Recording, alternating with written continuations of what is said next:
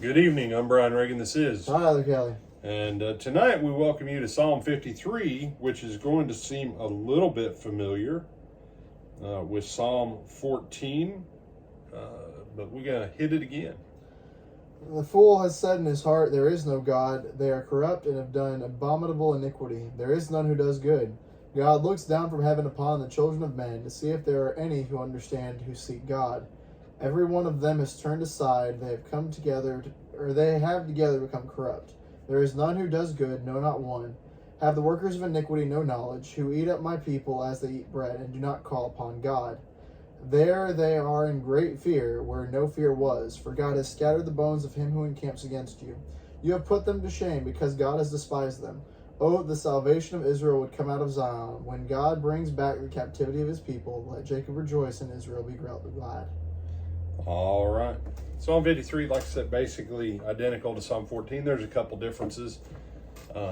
If you want to learn about that, go back to our series that we did on Psalms a couple years ago, where we actually broke down why there was a little bit of difference between those two. Point remains what? Contrary to what people claim, essentially no one does righteousness, not consistently. And so there's the issue of the fool that sets out to establish his own system of righteousness.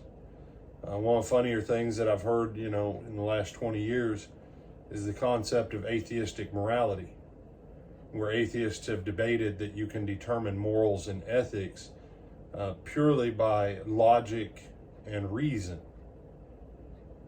And I say to myself, yeah, by your logic and your reason, you say that these are good.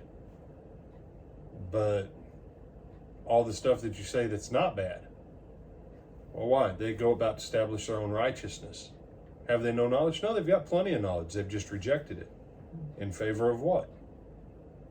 Their own knowledge. If there is no supreme deity, if there is no God out there, then nothing you do ultimately matters here. If you are nothing more than stardust that exploded in a big bang, and by sheer happenstance and mathematical insanity, you came to be one of the people that exist. That system says that ultimately you will be nothing but stardust again. Which means, guess what? Nothing matters. If all we are is organized thinking molecules that'll go back to be disorganized, non-thinking molecules, then nothing matters.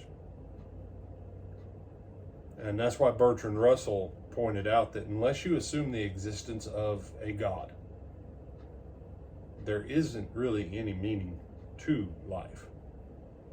And so when the fool says there is no God, yeah, he's a fool.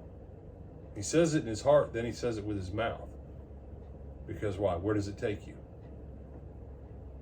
It takes you to a place where nothing is fixed, nothing is valid, and nothing ultimately has any purpose.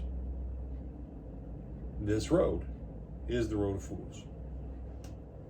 Everything has value in one degree or another, whether you perceive it or not. And the rejection of those things that bring value,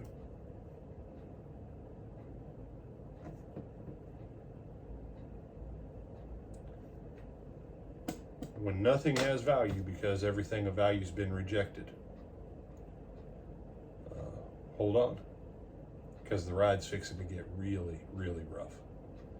With that, I'm Brian Reagan. This is Tyler Kelly. And we bid you good night. Tyler, when do we hope to see him again? We hope to see them this Sunday at 9:30 at the Lake Butler Church of Christ in Lake Butler, Florida for our morning Bible class, and then at 10:30 for our morning worship service, both on the live stream and in person. All right, till then, have a good weekend.